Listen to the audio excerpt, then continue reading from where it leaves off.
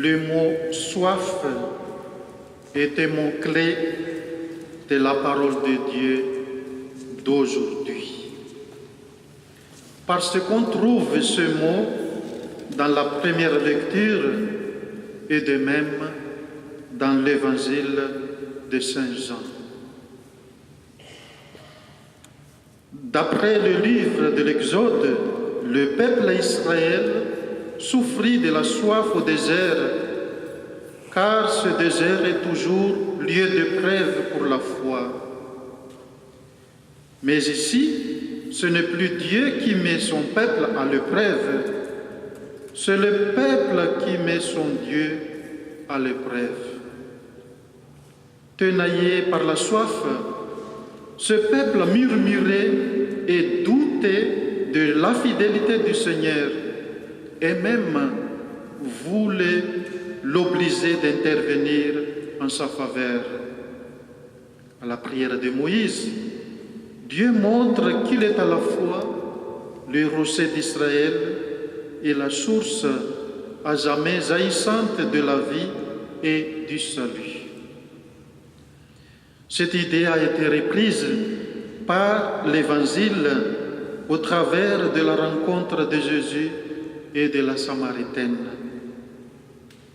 Jésus, ayant appris que les pharisiens étaient informés du succès de son ministère en Judée, retourne en Galilée. Il est obligé de passer par la Samarie. Il arrive au puits de Jacob vers midi et s'était assis près de la source.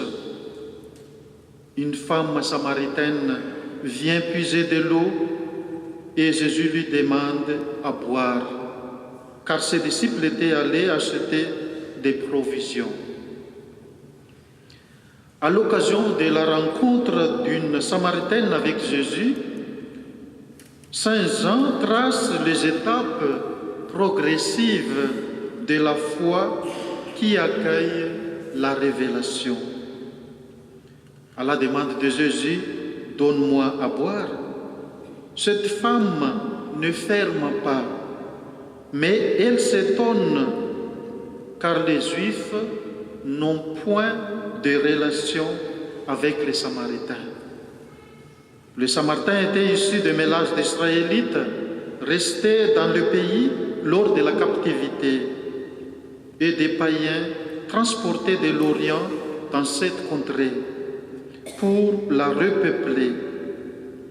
Il y avait entre les Juifs et les Samaritains une haine nationale qui remontait à l'époque du retour de la captivité.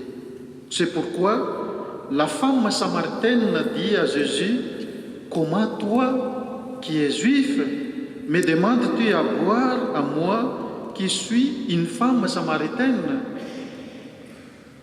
Mais Jésus incite sur cette femme le désir d'une condition meilleure en lui offrant de l'eau vive. Si elle connaissait celui qui lui demande à boire, elle le prierait elle-même et il lui donnerait de l'eau vive. La femme objecte que Jésus n'a rien pour puiser et s'indigne à la pensée qu'il se donne pour un plus grand que Jacob.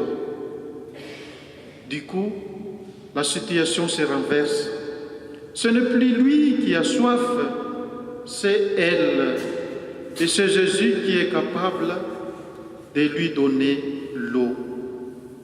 Jésus oppose à l'eau de ses puits l'eau qui donne lui-même, qui ôte la soif à jamais et devient une source jaillissante de la vie éternelle. La femme lui demande de cette eau pour n'être plus obligée de venir puiser au puits. Une eau qui n'est du reste plus l'eau naturelle, mais cette eau vive, symbole de l'Esprit, qui la fera accéder au mystère de Jésus.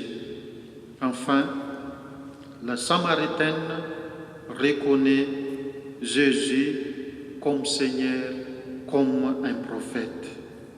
Chers amis, cette histoire nous montre le cheminement de la foi de la Samaritaine, parce que Jésus a rompu les barrières qui séparent le Samaritain et les Juifs.